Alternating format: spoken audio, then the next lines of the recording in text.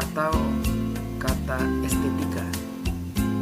Apa itu sebenarnya estetis dan estetika? Apakah memiliki kesamaan arti, bahasa, ataupun ungkapan? Mari kita bahas. Mari disimak baik-baik. Nilai estetis identik dengan keindahan dan keunikan sebuah karya seni rupa. Nilai estetis itu sendiri dalam sebuah karya seni rupa terutama dipengaruhi oleh keharmonisan dan keselarasan penataan unsur-unsur rupanya. Nah, jadi unsur-unsur seni rupa itu sudah kita pelajari di tingkat dan jenjang sebelumnya, yaitu titik, garis, bidang, volume, warna, tekstur, gelap terang, dan lain sebagainya. Itu yang dikatakan dengan unsur-unsur rupanya, yaitu unsur-unsur yang membuat sebuah karya seni rupa itu menjadi selaras dan harmonis. Itu ya. Nah, kita lanjut. Apa itu nilai estetis pada karya seni rupa? Dalam Kamus Besar Bahasa Indonesia, estetis itu diartikan pertama, mengenai sebuah keindahan, menyangkut apresiasi keindahan baik itu alam, seni, dan sastra. Kemudian yang kedua, mempunyai penilaian terhadap keindahan. Lalu estetika. Asal kata estetika. Estetika berasal dari estetik berasal dari kata estetika yang berarti salah satu cabang dari filsafat. Dan estetika adalah ilmu yang mempelajari tentang keindahan dari suatu objek yang indah. Nah, dari suatu objek yang indah itu yang dikatakan dengan estetika. Kemudian, nilai estetik itu sendiri mempunyai arti nilai dari suatu keindahan yang kita rasakan. Setelah kita rasakan, maka kita pun akan menilai seberapa indah objek tersebut. Nah, kemudian nilai estetis pada sebuah karya seni rupa dua dimensi ada dua sifatnya. Yang pertama itu adalah bersifat objektif dan yang kedua adalah bersifat subjektif. Nah, mari kita bahas satu persatu. Yang pertama itu adalah objektif. Nilai estetis yang bersifat objektif berupa keindahan karya seni yang terletak pada bentuk karya seni rupa tersebut dan bisa dilihat dengan mata. Jadi objektif itu bisa dilihat dengan mata saja. Jadi kita melihat sebuah lukisan yang terpampang di hadapan kita, seperti contoh gambar di samping. Itu hanya melihat visualnya saja, objeknya saja. Nah, lalu contohnya seperti ini, ya, selaras dan harmoni. Kemudian nilai estetis ini tersusun dari komposisi seni rupa yang perpaduan yang pas, yaitu unsur-unsur dengan menyesuaikan prinsip-prinsip seni rupa itu tadi, yakni unsur-unsur yang membentuk sebuah karya seni dengan sebuah kesatuan dan keselarasan, sehingga terbentuklah sebuah karya seni rupa yang bernilai estetis. Lalu subjektif.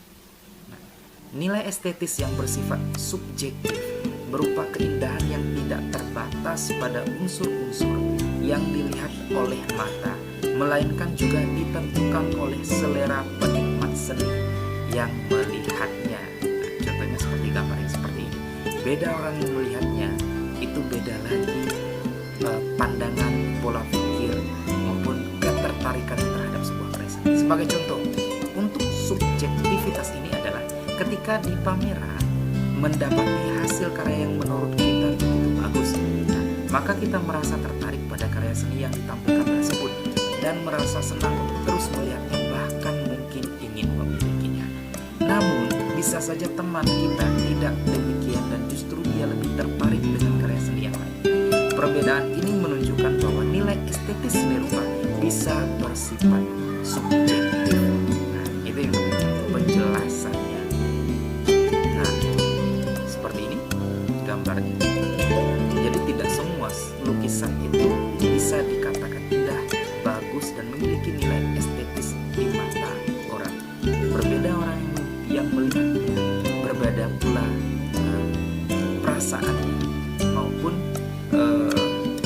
ketertarikannya. Itu ya teman-teman. Jadi itu yang dikatakan nilai estetis yang bersifat subjektif dan nilai estetis yang bersifat. Yang pertama yaitu realisme. Realisme adalah aliran seni lukis yang fokus utamanya adalah menggambarkan sebuah objek dengan apa adanya, sesuai kenyataan tanpa tambahan elemen buatan atau eksplorasi artistik. Nah, kecenderungan aliran ini adalah meniru bentuk objek semirip mungkin dengan aslinya. Saat misalnya kalian sudah menemukan objek apa yang akan kalian lukis, misalnya manusia, flora, fauna, atau bahkan pemandangan alam, kalian harus melukisnya semirip mungkin, yang mana apa yang kalian lihat, itu yang kalian lukis. Yang kedua adalah fotorealisme. Nah, jadi fotorealisme ini merupakan pengembangan dari aliran realisme. Nah, munculnya aliran ini yaitu aliran lukisan yang berusaha terlihat serealistis mungkin. Kalau misalnya realis tadi sudah menggambarkan apa adanya, apa yang kita lihat, itu yang kita lukis. Nah, fotorealisme ini adalah aliran lukisan yang benar-benar mirip. Jadi saat kita lihat lukisan tersebut, tidak seperti lukisan. Padahal itu dilukis menggunakan cat, bukan dijepret menggunakan kamera. Jadi ini adalah tingkat lanjutan atau perkembangan dari aliran realisme, yaitu fotorealisme. Yang ketiga adalah impresionisme. Nah, aliran ini adalah aliran yang berusaha menampilkan kesan-kesan pencahayaan yang kuat dengan penekanan pada tampilan warna dan bukan bentuk. Ciri khas dari karya impresionisme ini awalnya adalah lukisan yang menggambarkan pemandangan indah dan kehidupan sehari-hari dalam warna-warna yang cerah. Jadi biasanya permainan-permainan cahaya seperti pantulan dari air, danau misalnya, atau laut, sungai, pemandangan-pemandangan alam yang lebih banyak bermain di cahaya. Dalam aliran ini, kesan yang ditimbulkan, kesan yang dibuat adalah pencahayaan-pencahayaan yang kuat dan biasanya terjadi atau objeknya adalah pemandangan alam. Meskipun sekarang pengembangannya sudah lebih luas lagi.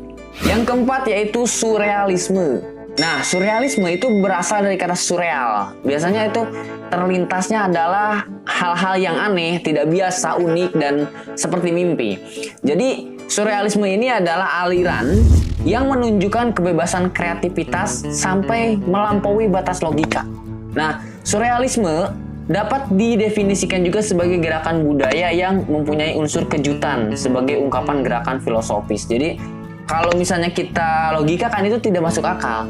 Jadi hal-hal yang memang tidak biasa, tetapi dari lukisannya tersebut mengandung makna yang sangat dalam. Yang kelima adalah romantisme. Aliran romantisme itu menampilkan hal-hal khayal penuh fantasi, tidak rasional, absurd, namun harus tetap indah. Jadi ada juga gambar-gambarnya yang sedikit dilebih-lebihkan dalam penggambaran objeknya. Jadi dibuat dramatis. Sebuah kejadian misalnya atau sebuah fenomena, akhirnya dibuatlah sebuah lukisan yang romantisme, yang dramatis. Yang keenam yaitu ekspresionisme. Ekspresionisme itu kecenderungan seorang seniman untuk mendistorsi kenyataan dengan efek-efek emosional. Nah, ekspresionisme ini biasanya digambar secara langsung, digambar ketika dia mempunyai sebuah emosi. Biasanya emosi ini menuju kepada emosi kemarahan atau depresi. Lukisan ekspresionisme biasanya dibuat secara spontan dan itu dilukiskan dengan cepat karena apa yang ia rasakan, apa yang ia ekspresikan ke dalam lukisannya pada saat itu juga. Yang ketujuh yaitu abstrak atau abstraksionisme. Aliran ini merupakan bahasa visual dari bentuk, warna, dan garis yang tidak dibatasi oleh aturan apapun. Kalau kalian melihat lukisan yang tidak jelas, kita tidak bisa gambar, kalian dengan mudahnya akan bilang bahwa lukisan itu adalah lukisan abstrak. Tidak, tetapi di sana juga tetap harus memerhatikan pola dasarnya, gambar aslinya atau secara realismenya. Itu tetap diperhatikan dalam lukisan abstraksionisme ini. Yang kedelapan yaitu kubisme. Nah, aliran ini adalah aliran seni rupa yang menampilkan bentuk-bentuk geometris seperti kubus, segitiga, lingkaran, dan lain-lain. Nah, di sini permainan warna sangat diperhatikan. Dari satu bentuk geometris ke bentuk geometris yang lainnya itu dipisahkan dengan warna, tetapi tetap terlihat, hanya saja bentuknya itu geometris. Itu disebut dengan kubisme.